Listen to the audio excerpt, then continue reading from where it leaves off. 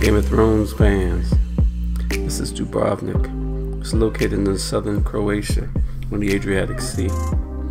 As you can see, this is King's Landing. This is where the Game of Thrones was filmed. As we walk through these various parts of the city, you may recognize a couple of places used in the movie.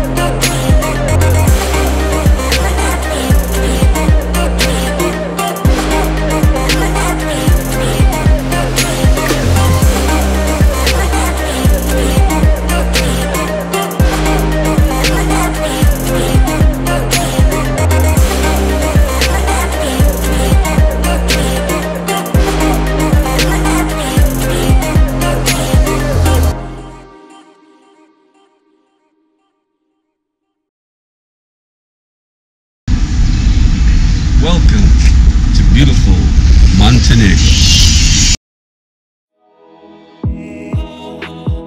Several people have asked, where's Montenegro? Just east of Italy, across the Adriatic Sea. It is a mountainous country of beaches and medieval villages, with a population of around 600,000, and the official language is Montenegro. We explored the old city of Kotor, which was built between the 12th and 14th centuries.